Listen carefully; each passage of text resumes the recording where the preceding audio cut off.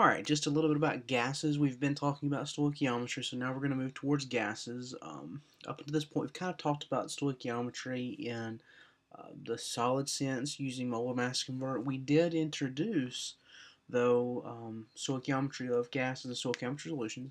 We're going to kind of expand on that now when we're talking about gases. But before we start talking about gas stoichiometry and all that great gas math, um, let's talk about some of the general physical properties of gases. Well, before we can talk about the physical properties of gases, we need to talk about the kinetic molecular theory of matter. And it's kind of the definition of kinetic molecular theory is just like you see in the word.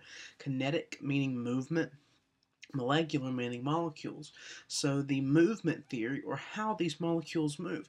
Now, from the previous chapters, we've talked about the um, movement of molecules. Solids are very close together. They're vibrating around a fixed point. Liquid molecules in a liquid are close to one another and they flow past one another, but gas molecules, they're really different from everything else. They are very far apart. They have no definite shape and no definite volume. Now, let's look at some of the assumptions of the kinetic molecular theory. The first assumption of the kinetic molecular theory is we're dealing with an ideal gas. Okay, so like of a utopian gas, not an actual gas molecule, because actual gas molecules have different properties because they're different elements, different electronegativities, different charges, and all that kind of thing. But we have to think about, in terms of kinetic molecular theory, an ideal gas. What would a utopian gas, if you will, um, look like in terms of the kinetic molecular theory? Well, it would have no volume, okay, meaning that it didn't take up a space. It would have elastic collisions with its container. It wouldn't lose energy with the sides of its container. Um, It also would be in a constant random straight line motion. Kind of think of Pong, as it wouldn't lose energy as it bounced off the walls of its container, and it would come in a straight line motion. Think of something like table tennis or Pong. Um, Particles in an ideal gas are not attracted nor do they repel each other, because particles in an ideal gas do not have any intermolecular forces that either attract them or repel them, or partial charges that would, we know that opposite charges attract each other, like charges repel each other. They do not have this available to them. And the fifth assumption of the kinetic molecular theory is that particles in an ideal gas have an average kinetic energy directly related to the Kelvin temperature. Okay, the Kelvin temperature, that's going to be kind of the key towards everything that we talk about in this chapter in terms of temperature. We have to make sure we use the Kelvin temperature because we're actually relating that to the amount of kinetic energy that it has. If it has 0 Kelvin, that means it has 0 kinetic energy. We'll talk about that more in just a second. Now, how do real gases behave? How do real gases behave? Real gases do have their own volume. If you're obviously you're sitting in a room somewhere, and you can look at that as a container of gas, be it the atmosphere, which is um, 78% nitrogen, 21% oxygen, and various other gases. But the atmosphere is completely filling the room that you're in, so it's taking up the volume of this room. Particles in a real gas are attracted to one another in terms if they are polar, meaning they have a partial negative or partial positive charge, if they're in intermolecular attractions to each other. And obviously we have several gases that are going to have these intermolecular forces that are attracted between them. Gas behavior is most ideal at low pressures and high temperatures. Also, gas behavior is most ideal with a nonpolar atom, meaning that you don't have a dipole-dipole moment. Now let's talk about a few characteristics of some gases. Gases will expand to fill in a container. That supports the kinetic molecular theory, or the kinetic molecular theory supports that by saying they are in random motion and there's no attraction to each other. If they were attracted to one another, they would be in a condensed phase, like either um, solid or liquid. Gases are fluids. They can flow like liquids. Um, and I've showed this video in class several times, sulfur hexafluoride, where the experimenter had an aluminum boat floating on sulfur hexafluoride in an aquarium. And they take a beaker, and they pour that sulfur hexafluoride into that aluminum boat, and the boat begins to sink. Gases also have very low densities. That's why gases tend to escape and float upwards in most cases. That's supported by the kinetic molecular theory in that it has no volume. There's lots of empty space per mass. And I've got depiction. We've talked a little bit about the solid, liquid, and gas phase, and I've already kind of mentioned how the particle movement was in this. All right, characteristics of a gas, or additional characteristics of a gas. Gases can be compressed. That means we can squish them all together and make their particles come closer together. That's because they don't have much volume, or they have lots of empty space. Gases also undergo diffusion and effusion. Diffusion is the spreading of something throughout the room, and I've got it in the picture here. The example of diffusion is perfume. If we were to take a jar of fairly strong perfume, open it up, eventually everyone throughout the room will be able to smell it. Or like the Glade plug-ins, I think I still have the Christmas tree plugged in. I got those on clearance, but I still have the Glade Christmas tree plug-ins. As you walk into the classroom, as I turn them on, eventually that scent will diffuse for everyone to smell throughout the classroom. Now, effusion is the ability of a gas to escape through a small opening. Think of the balloons that you get for that you got for one of your younger day birthdays. Um, you would wake up, you would go to bed that night, the balloon would be nice and taut and uh, floating in the air. You wake up the next morning and it's on the ground. That's because the helium is a very, very small atom. It has actually escaped out of your balloon, or it is effused out of your balloon, or enough of it has effused to where it sinks.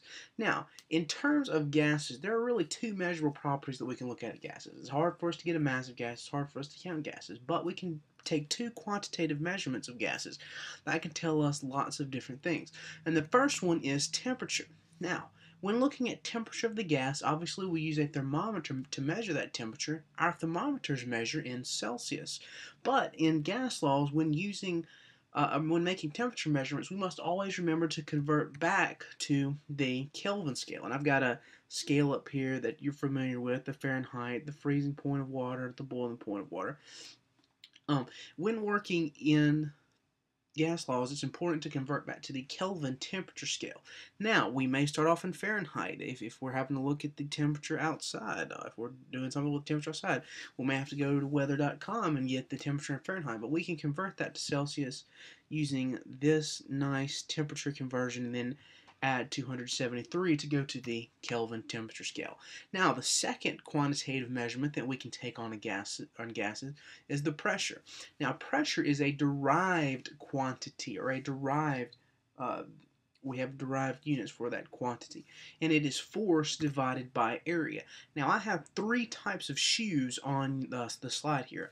I've got a pair of high heels, a pair of tennis shoes, and a pair of snowshoes. Which shoes create the most pressure? Well, since pressure is force divided by area, in which we remember area from geometry, it's usually in squared units. As the area decreases, that decreases the number we're dividing the force by, so therefore pressure would increase. So the shoes that created the most pressure are the shoes that are going to have the smallest area. So the high heels are going to be the shoes that create the most pressure. Now, how do we measure pressure? Well, if we're talking about atmospheric pressure, we're going to measure it using a barometer. And I've got a couple of different types of barometers here. Now, we know that pressure is being exerted on us from all aspects from the atmosphere. We have an amount of atmosphere, or an amount of gas that's constantly pressing down on us at all times. And that's how basically these work.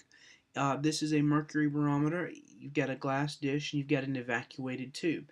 What happens is, as the atmospheric pressure increases, so you get different levels in this tube. And this is a millimeter scale. Typically we measure on a barometer, we typically measure it in millimeters of mercury. A more contemporary version of a barometer is the aneroid barometer, and it has an partially evacuated disc, in which when the pressure changes, this evacuated disc turns a dial, or turns these needles on a dial face, which point to different corresponding numbers. Now, on this barometer, it's measured in inches of mercury, but that's essentially how it's done. If you listen to the news, it'll be in inches of mercury. Now, how do we measure the pressure inside of a closed gas? Well, we've got a couple of different ways. This is known as a U-tube manometer. Okay, and ideally, as your stopcock is closed, the level of mercury is equal. As you open the stopcock, this gas starts to exert pressure because it's making these elastic collisions off the side, thus creating pressure, and pushes the pressure up through this tube. Now, the difference in height is the pressure of this gas. Okay, a different type of manometer, a closed system, is a Burden tube gauge. Think of in terms of this type manometer. Think of a tire pressure gauge with a dial. You put it up there. The air pressure inside of your tire pushes and it turns this dial. Many of you may have a stick tire pressure gauge or um, a digital tire pressure gauge. But what happens is you attach this into the tire.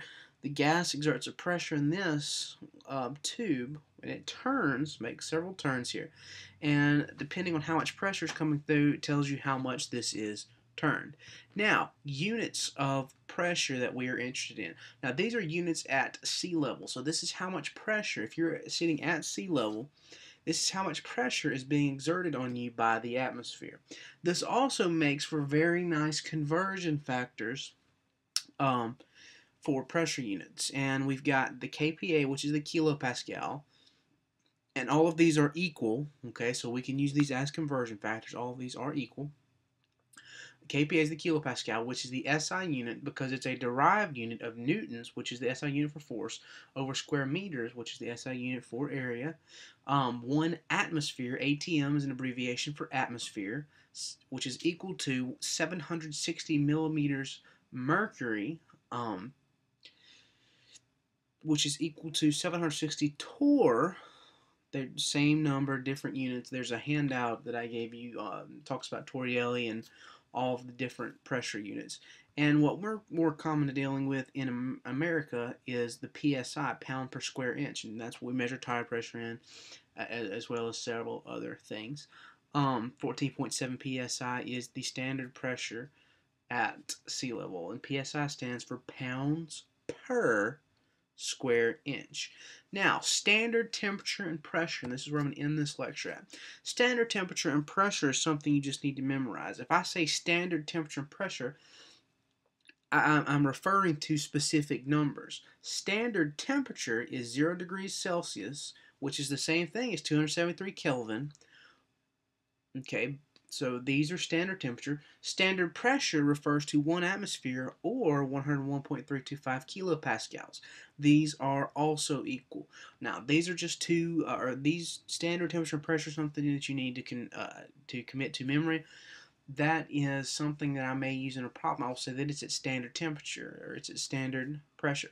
It's the equivalent of me saying, body temperature, your body temperature. You know what the body temperature is. Your body temperature is 98.6 degrees or whatever it is. Standard pressure is 0 degrees Celsius. Okay. If you have any questions, please feel free to ask, and we will talk about the gas laws in our next lecture.